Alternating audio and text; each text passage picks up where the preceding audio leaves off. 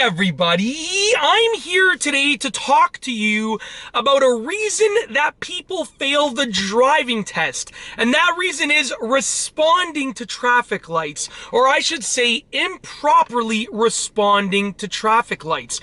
Now, there are many reasons that you can fail the driving test. Many things can cause you or contribute to you failing the driving test, but traffic lights are a big deal because you pretty much encounter them constantly when you're driving for the most part. And on your driving test, your examiner is going to be focused on, as part of their focus, how you're responding to them, okay? So when you improperly respond to a traffic light or multiple traffic lights, it can cause you to lose points on your test. It can even cause you to fail if it's severe enough, okay? So either way, it can be a contributing factor to you failing. Now, let me go over some things that you can do wrong with regards to traffic lights, and then I'll tell you what you can do right in order to make sure that you don't fail, or hope that you don't fail. So let's say the light turns green and you don't go. That's the first thing. And I know that it seems simple, but when you're doing your driving test, you might be a little bit nervous, you might be a little bit anxious, and that's completely normal. But you're sitting there, the light turns green, and you're thinking about something else. You're thinking about reverse parking or parallel parking or whatever the case is. And you don't go, and that can be a huge reason why, then the examiner is going to be thinking, well, this person's not paying attention to the traffic lights, and traffic lights are very important, so maybe they're going to lose some points. Or maybe you don't go and something else happens that's even more severe, and then it might cause you to fail, right? Maybe you don't go, but then there's something to do with an emergency vehicle, so it can always contribute to you failing, okay? Another thing is not stopping on a red light. If you run a red light, if you don't stop properly on a red light, or if you don't stop on time for a red light, if you go too far into the intersection, you could lose points or fail. Make sure that you know how to stop on a red light and where to stop on a red light, okay? It's as simple as that. There are a few different factors depending on if there's a crosswalk, if there's a line, where the intersection is, and so forth, but you gotta know the rules for stopping on a red light. Another reason is if you don't stop on a yellow light.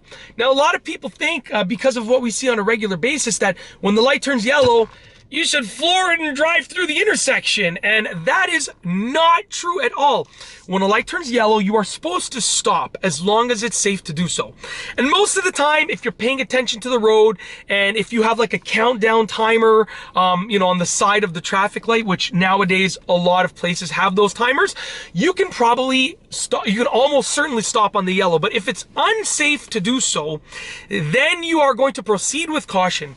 And when you proceed with caution through that yellow light, you're not going to gas it. No way. You're going to hover your foot over the brake pedal. Don't push the brake pedal, but get it over that brake pedal so that you're ready just in case you need to brake, and scan the intersection.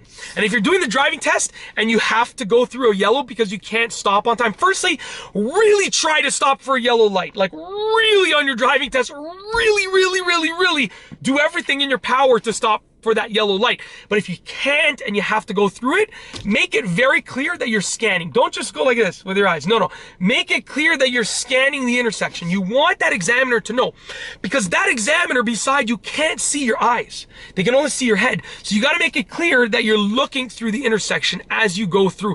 And also make it clear that you're moving your foot over that brake pedal. Maybe you want to move your knees so they know that you're hovering over the brake pedal, right? So in addition to those basic things, if you don't know what certain advanced traffic light features mean, then that can cause you to lose points and fail. For instance, where I live here in Toronto, I live in Toronto, Ontario, in Canada. Love it here. On a side note, I've grown up here my whole life. I love it here. But there are advanced green lights. It's a certain type of light that tells you that if you're making a left turn and you have an advanced green, that you can go ahead, you have the go ahead to turn. That's just one example, right? Back in the day, there were these flashing green lights that were advanced green lights. Now there's like a green arrow that turns to yellow, and then that goes away.